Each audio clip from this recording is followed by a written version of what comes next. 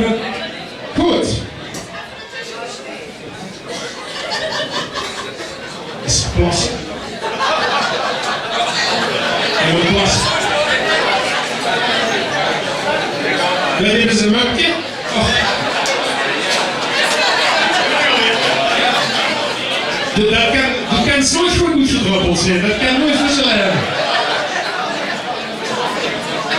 Dat is gewoon leuk.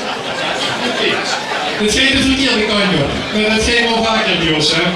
Goed. De PG.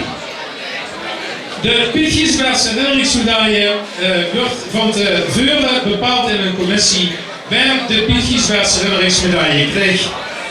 En daardoor wordt in een commissie besluit hoe Piet Giesberts, de kleinzoon van Peter Giesberts, kleinzoon van Piet Giesberts, Kees Dille, de erelid en senator is, Lex Vergouwen, de voorzitter, Michael Jansen, de schrijver, Maurice van Duren, de erevoorzitter, en ikzelf als president, de voorzitter van de Piet Giesberts commissie.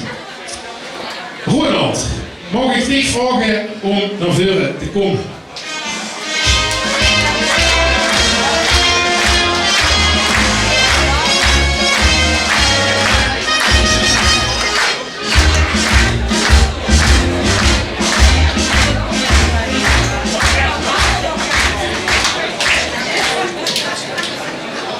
Ronald.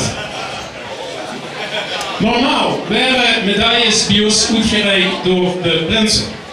Er is één uitzondering en dat is de Piet Giesbertse herinneringsmedaille. Die wordt namelijk uitgereikt door de voorzitter. En Lex, dat is hartstikke groot dat hij deze PG-medaille aan dich mag aanbieden. Dus, weer belast ze dich met de eervolle plicht om deze onderscheiding met gepaste trots te dragen. Lex, aan dich de eer.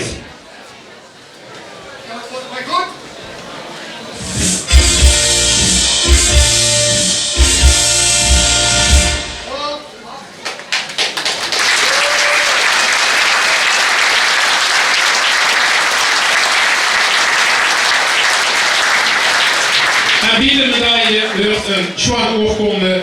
Geef me Schwan plaatsje, Lex ook aan dich de eer om de oorkonde te verenigen.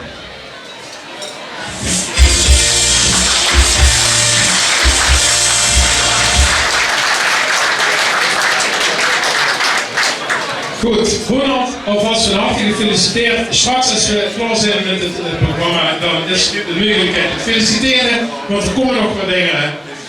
Maar ook natuurlijk die vrouw Sinta willen we graag feliciteren. En dat doen we door haar een jaarorde aan te bieden. Dus Sinta, als je even verder wilt komen.